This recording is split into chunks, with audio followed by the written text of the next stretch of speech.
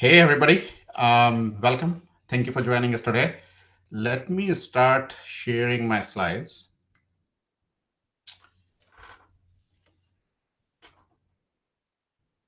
So again, thank you so much for joining us.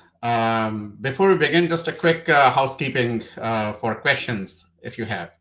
So if you're joining us live right now, please feel free to ask any question through the Bright Talk panel during the presentation, and I'll take some time towards the end to answer all the questions.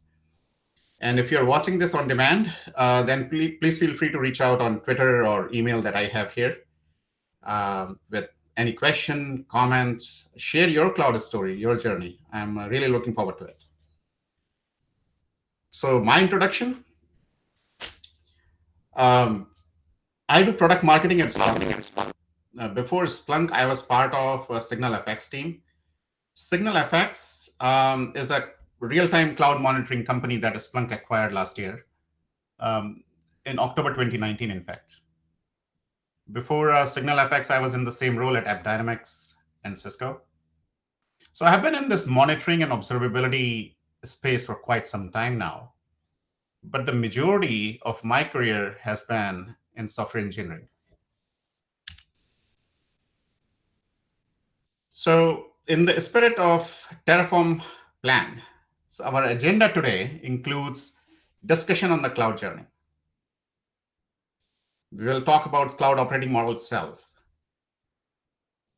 what challenges companies face as they start to adopt cloud technologies. We'll talk about how Splunk Solutions uniquely solves those challenges. And then we will discuss how we integrate Splunk products with HashiCorp products for DevSecOps use cases. So things like observability as code, what is the need for that? Right? Identity-based security using Vault, how to monitor Vault, how to operationalize Vault, and getting system-wide observability with Console. So let's get started. So you are familiar with how companies in every vertical, in every size, shape, or form, they're adopting cloud. They are adopting their pace for digital transformation, digital initiatives. Whether companies are trying to grow or simply survives in today's digital world, they're moving workload to cloud. Cloud has been the biggest enabler for digital initiatives. Companies are refactoring their applications to cloud native architectures or building net new applications natively in the cloud. Now, these trends are driving unprecedented adoption of containers, Kubernetes, serverless, microservices architecture. As a matter of fact, in June last year, I think Gartner published this report.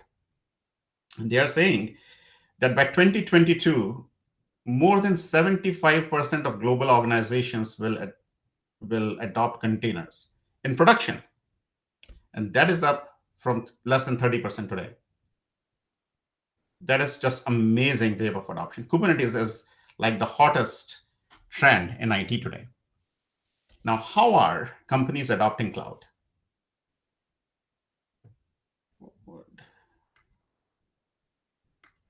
Now, this is a good mental model, a framework to think about companies' cloud journey.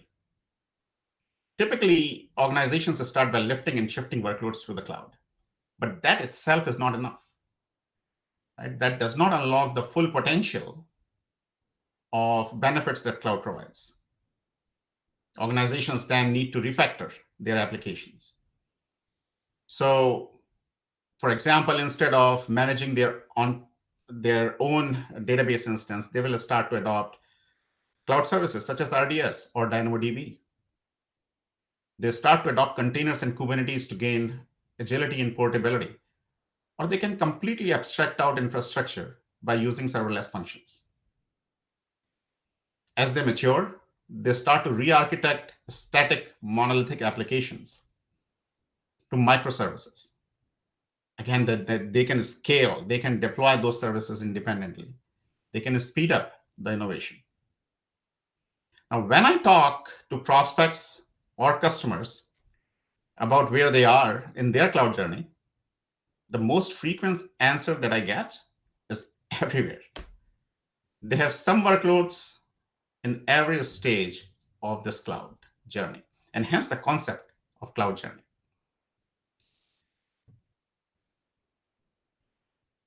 So what is change? What is changing in cloud? And by the way, this is directly from the cloud operating model. The change has been the shift from static to dynamic infrastructure, from provisioning dedicated servers to on-demand capacity. In the static world, our infrastructure was high trust, with a clear network perimeter, and security was enforced by IP addresses. However, in the case of dynamic infrastructure, we have low trust network in the public cloud without a clear network perimeter. So security has to be enforced by application identity, that is authentication, and not via the IP addresses, as IP addresses themselves are dynamic. What else is different in the cloud? Well, first off, the distributed nature of applications create monitoring challenges. Like the butterfly effect in chaos theory, a minor change to an individual service could have a catastrophic effect on the performance of other services. In these cases, where to begin the troubleshooting efforts, or how to determine the root cause? Now, since the infrastructure is ephemeral and dynamic, it's changing constantly, how do we determine the overall health of the system? We need to monitor individual containers, but how does that affect the overall health of the system? How to make sense of this high volume of data that is coming in through hundreds of containers, thousands of containers, hundreds of microservices or more? How to make sense of this high volume of data in real time? And finally, the shift to DevOps. Observability has become enterprise-wide initiative, a team sport, if you will. So how do we enable team members in different roles? Application developers, SREs, operations teams, they have different roles and responsibilities. They want to make application resilient. They want to improve end user experience. So how do we onboard all these team members with different roles on a common platform? Now, previously in the cloud operating model, we saw provisioning, networking, security, how these things have evolved. But what about the ways that we monitor our applications? App monitoring and observability needs to evolve as well. From traditional bottom-up investigation of individual layers of applications. For example, if you have microservices running in containers, again, you need to monitor those. But you have different layers. You have infrastructure, you have platform, you have applications. And in the static world, you would monitor them separately and then try to correlate the information to get some intelligence about how your system is performing. That needs to evolve to top-down directed troubleshooting approach, considering the system as a whole. From a limited cardinality, cardinality, by the way, it's a basic tenet. It's a very key tenet in cloud native architectures. So if you have containers running, you want to see where those containers are running, which availability zone, which region, which applications are running them. Is it dev, QA, production, which type of environment, what version of a language runtime? So these are key value pairs. These are the properties. These are the labels or tags. And then you want to be able to slice and dice, filter to get to narrow down and get insights. So that information has exploded. And these are called dimensions. So previously in the static world, we have limited cardinality. And now all these dimensions are high cardinality, create very high cardinality in your data. So you ought to be able to do that and analyze the information. In the static world, we had slow batch and query systems. That needs to evolve to streaming monitoring and alerting. that can detect problems in seconds rather than taking multiple minutes, 5, 10 minutes for an alert to arrive. When your infrastructure is ephemeral, right, it is just lasting seconds, for example, in serverless, or minutes in containers. And when the end user experience is like the highest priority, you need to make sure that you are getting insights about your system within seconds and not within minutes. Sampling.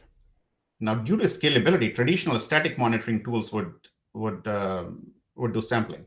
They will not ingest the full fidelity of data all the time.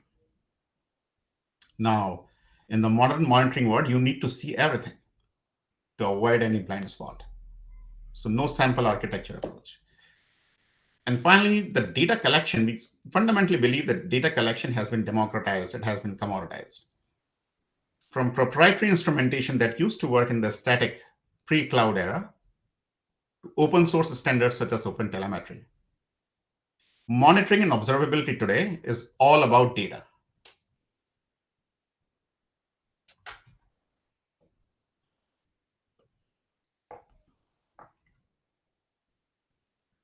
So by now, you must have heard about 3 pillars of observability, which are metrics, traces, logs. Now, metrics help us answer, do I have a problem? They are very useful for real-time problem detection and alerting in seconds, particularly if you have like a large system. They're critical for keeping an eye on service level objectives, service level indicators, key performance indicators, etc. Traces help us understand where the problem is. If you have hundreds of microservices, complex web that is created by microservices, traces are very helpful in understanding where the problem is, and we can explore and troubleshoot upstream or downstream services. We can look at service dependencies and debug user transactions. And finally, logs. Logs provide the most detail, the context that can help us dig deep and understand why the problem is happening in the first place. That is the root cause analysis. Now, all these data sources altogether, when effectively correlated, they can give us full stack visibility and the context, the details that we need to understand the behavior of complex systems and their unknown problems. So what is required for observability? First, the no sample aspect of data across all the data sources, metrics, traces, logs, and whether structured or unstructured data. You need to ingest all sort of data to make sense. Real-time streaming analytics to gain immediate problem detection and actionable insights. Again, we cannot afford to wait minutes or more.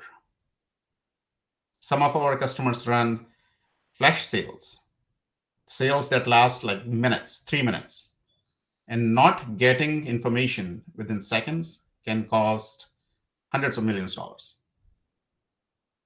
The system should be scalable to handle high cardinality analytics. We talked about the cardinality requirements in cloud native world. It's not just be able to ingest the high cardinality data, but when you analyze that, the analysis should be completed within seconds in real time. And finally, directed troubleshooting approach.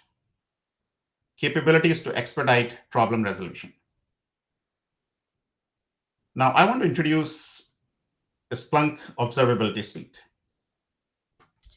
Now, the way to look at this is from bottom to top, right? So all different format of data is coming in metrics, logs, and traces. And we encourage you to send this the full fire hose of metrics, traces, logs, telemetry data. No sampling, no filtering. Send us the full fidelity. We are also embracing open and flexible instrumentation by standardizing our data collection on open telemetry. We are built on a real-time streaming architecture. So that gives alert on critical patterns within seconds, regardless of how our data is structured or how the data is formatted.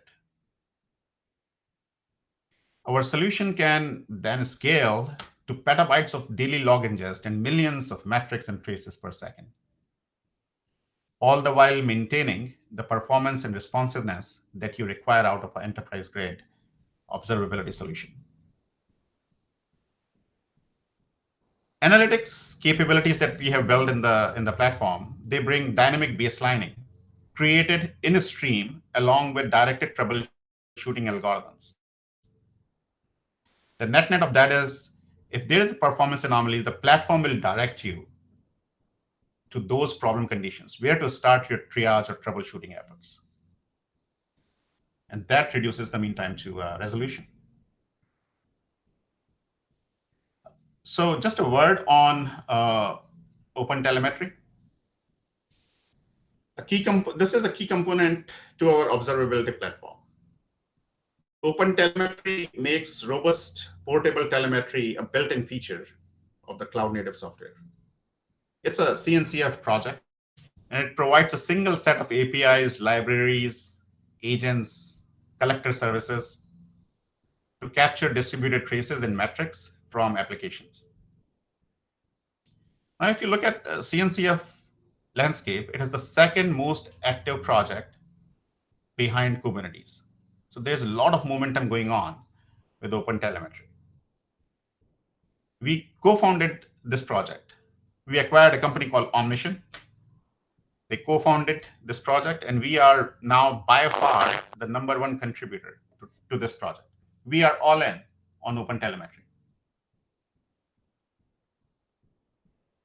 So once you have the observability data, let's talk about how we provide real-time streaming analytics capabilities.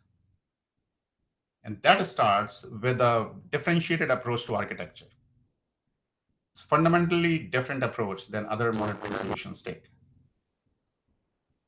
So this diagram, this picture, looks a little bit daunting, but let's take a look at this from left to right as the telemetry data is streaming to the system.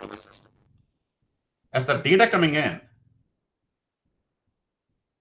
we create rollups, and we update those metric time series for 1 second, 1 minute, 5 minutes, 1 hour, and so forth. So when you ask how many orders were shipped this week versus last week,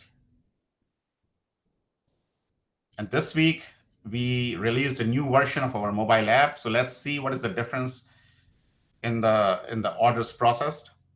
You get those insights instantly. We also dynamically adjust the lag. It's the jitter in metrics time series data. Now that's a difficult problem to solve. When a metric time data does not come in a predetermined resolution, like in a predetermined format, if it is coming at 10 seconds, 1 second window, the traditional monitoring systems panic. They ask us to wait for multiple evaluation windows, making our alerting and analytics inaccurate. We have built algorithms to predict when to mark the MTS or metric time series complete. Again, this gives us accurate analytics in real time. Let's go here. Now, as the data progresses, we separate out the metric time series data from the metadata, as they serve different use cases. Human readable metadata is a central tenet, again, in the cloud native world. This gives us the ability to search, filter, sort, group. While metric data, metric values are analyzed by the analytics engine. Now, I talked about high cardinality, scalability issues. By separating metadata from metric data, this helps us scale the two systems separately, and we can handle the high cardinality analytics in real time. Speaking of real time, this is also fundamentally different how we send data to different components that require the data. Now, as the data directly streamed to those components, like dashboards, alerts, automation tasks. Traditionally, systems, the monitoring tools would periodically query the time series database and update charts. It might take minutes, especially high cardinality environments. In comparison, we stream data to these components directly. As the data is coming in, it is sent to dashboards. Our streaming architecture means that our customers get insights and they can take actions in real time. Dashboard refresh, alerts fire, automation task trigger, all within seconds compared to minutes or more with traditional monitoring systems. So let's talk about integrations with HashiCorp products and how together Splunk and HashiCorp is enabling DevSecOps use cases. So first is the observability as code. How do you implement that? So we all know that Terraform is a very popular product, widely used product to provision infrastructure for all sort of applications. And they have a whole lot of providers, like array of providers for any cloud platform. One of the best practices is to manage observability assets, dashboard, alerts, monitors in a similar way as we do infrastructure as part of our DevOps toolchain. To make that possible, we have Terraform providers as part of the official Terraform registry. We have providers for Splunk infrastructure monitoring, that is our cloud monitoring product, real-time metrics platform. Splunk Enterprise or Splunk Cloud, our logging solution, or Splunk On-Call, which is our incident response product. So why implement observability as code in the first place? Why do you need observability as code? Well, the idea behind observability as code is that you develop, deploy, test observability assets, such as monitors, alerts, dashboards as code. Why do we do that? Well, because of these reasons.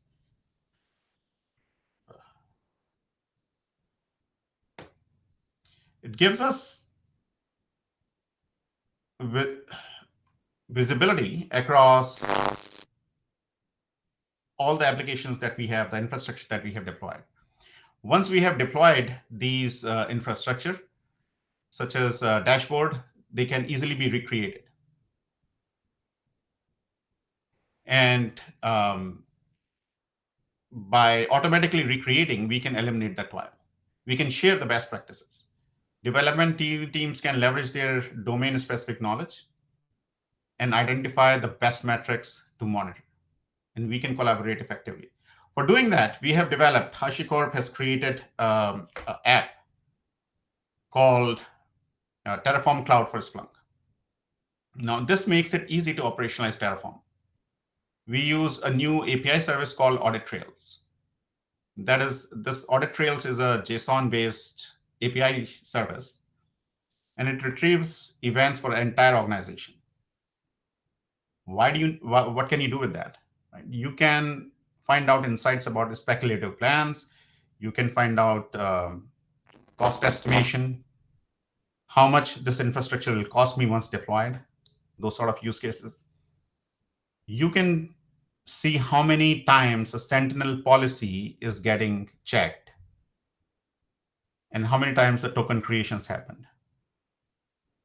This app will give you out-of-the-box real-time visibility into things like workspaces that are generating the most frequent changes, which Sentinel policies are being evaluated most frequently, and which users are most active. And if you want to drill deep, you can just query and drill deep on any sort of these attributes that it gives you out of the box.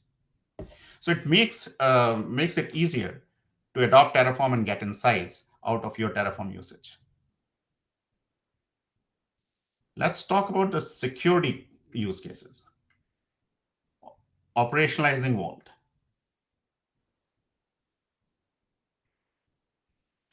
So when Vault operators and security teams run Vault, what are they interested in? They are interested in understanding how Vault is running from the operational perspective and how Vault is running from security perspective. And mostly you are doing that in a multi-tenant environment. if they want to understand their internal SLAs are being met, whether Vault is being appropriately used by the users and the applications that are calling Vault, if there's any security implication to Vault's use. Now, Vault provides different data sources that help team understand this information. For example, an operator may learn that there is a sudden surge in the number of resources created within Vault, such as tokens. Operators can then investigate if the surge was expected because there was some planned testing going on, or there is something malicious going on, an application is trying to get hold of those tokens. If that is happening, then that needs to be fixed quickly. Vault provide this information from a variety of telemetry data, metrics, audit logs, server logs, but some data is missing. Customers wanted better out-of-the-box experience, particularly the new Vault users.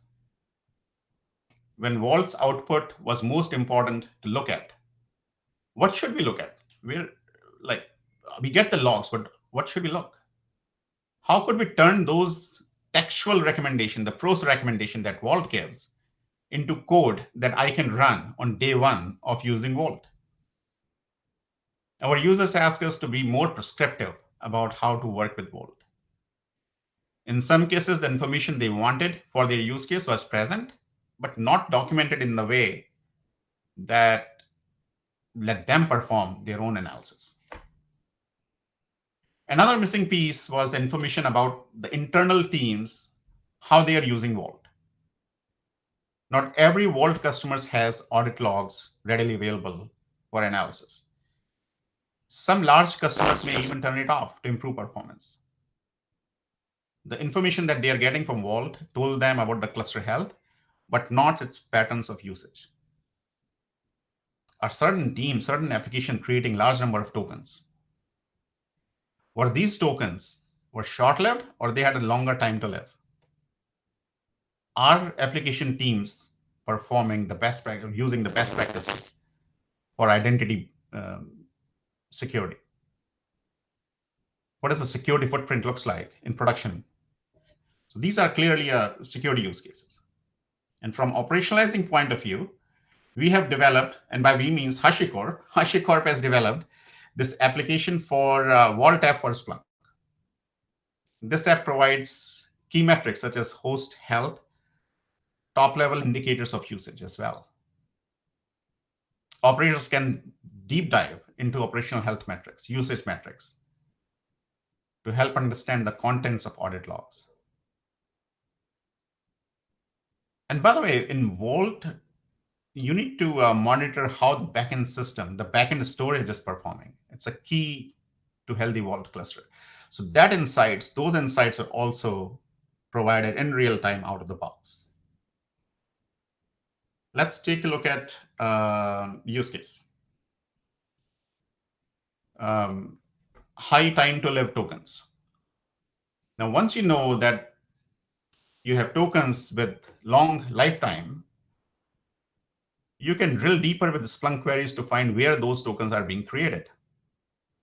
From Vault telemetry, you can easily query how many tokens are being created in a given interval. You can filter by time to live. You can group this data by namespaces or by authentication method. By doing so, you can identify a particular user that might need advice on best practices. So a user may create longer time to live tokens. Now, this information, you can take it to the audit log, identify who is using longer TTL tokens or IP addresses, where it is coming from. So a lot of flexibility, a lot of insights about how your applications are using identity-based security. Now, again, Vault app gives us information and makes it consumable. Finding such information in the audit logs can be rather overwhelming. Now, on the left, what you're seeing on the visualization, that it is showing error counts. You can then filter by path or namespace or even by IP address to get a more narrow view of a specific user. On the right-hand side, you can look at how the app provides you hotspots in the usage or unusual behavior on a certain secret path. So multiple use cases in operationalizing Vault. From monitoring perspective, this app gives you concrete recommendation. Now there's a very great resource. HashiCorp provides a Vault monitoring guide, and that has a lot of practical advice about what to look for, with recommendations about threshold values or how to estimate a normal range. What is normal? So that monitoring guide HashiCorp provides, that has wealth of information. But that is textual, right? On the left-hand side, what you're looking at is a recommendation in the text format. The pros, you should do this. On the right, the chart is a living, breathing implementation of that recommendation. So users who are just starting with Vault, new users, teams who are just starting to consume this, this app gives you out-of-the-box information, visibility into how your Vault cluster is being used and how it is performing. Let's talk about console, because console gives us system-wide observability. So we talked about distributed nature of microservices and how that makes monitoring and debugging workflow very challenging. How do microservices, different services, discover and communicate with each other? Now, each service may be calling multiple services, and each service may sit on execution path of requests initiated by other services. What is the service dependency graph? Who's calling whom? So console incorporates a sidecar proxy, such as envoy. And the sidecar is placed with every instance of microservice application. Each application communicates with its local sidecar proxy. And in turn, the proxies communicate among themselves. And they form a mesh of services, a service mesh. What do we get? What do you get by using service mesh console? We get out of the box visibility into service interactions. We get performance characteristics such as red metrics, rate, errors, duration, latency, those sort of metrics without doing any instrumentation. As sidecar is looking with every single interaction that is happening with the microservices, and it is giving us this telemetry data automatically. And you get this with signal effect or with the Splunk infrastructure monitoring built in, out of the box insights into health of console cluster itself, as well as the health of the services that you're running in your console cluster. So now the question is, what are the benefits? What do customers get when they implement these best practices and enterprise-wide observability solutions? Let's talk about these capabilities that we discussed, what they have delivered for our customers. Now, customers are releasing high-quality code more frequently. They are getting more confident that observability platform will detect any anomalous behavior in real time, and they can roll back the releases in case they need to, and they can do it instantly. So they can preserve the customer experience. So up to 8 times faster code delivery when companies are using a Splunk observability platform. By capturing all the data across metrics, traces, logs, customer gets insights into anything wrong that is going on in the system, including the sparse transactions, P99.9 sort of anomalies. Not only anomalies, they get insights about how their applications are being used, what sort of user experience that their end users are getting. So they have improved their customer experience 10 times better than they were using other observability solutions. Mean time to detect, 80% faster mean time to detect because of the real-time architecture that we discussed. And finally, the DevOps efficiency. And that's sort of intuitive, right? Because if you are detecting issues faster, triaging and troubleshooting using a directed approach, you can reduce mean time to triage and resolve the performance issues, and your developers can be focused on driving innovation rather than firefighting. So how do we get started on our observability journey?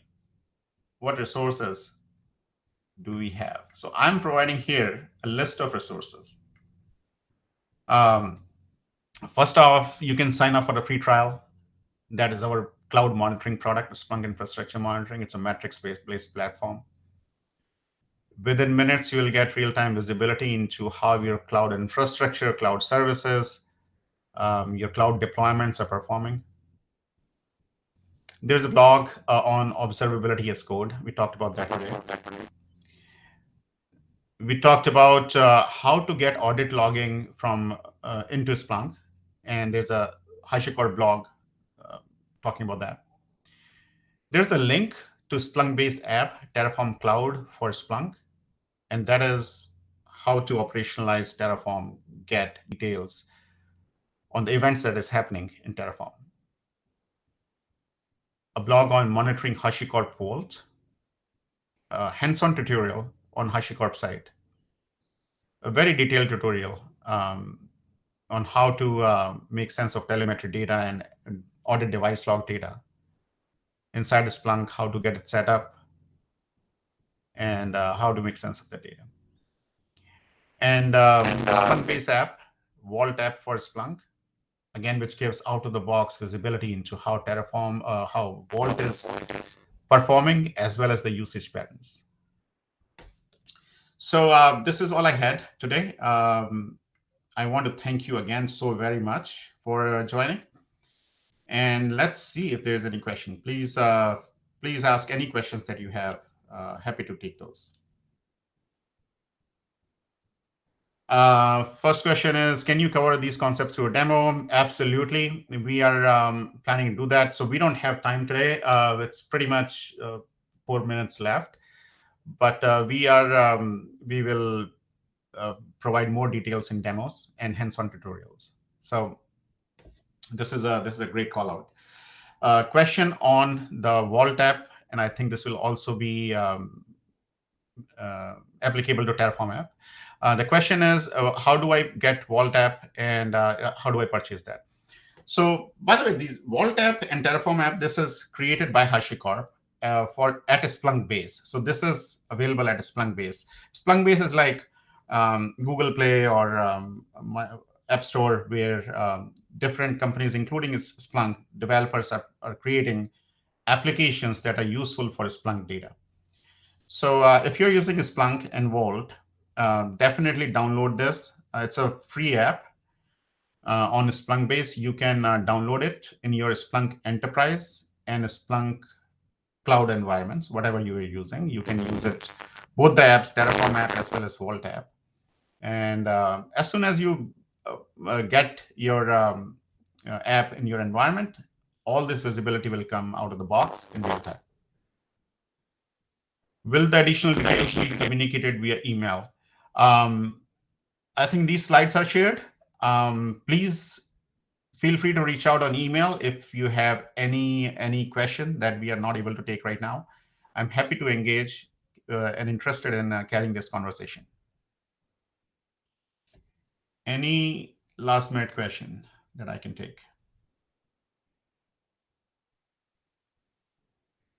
All right. Everybody, I want to sincerely thank you for your time, and I look forward to talking to you soon.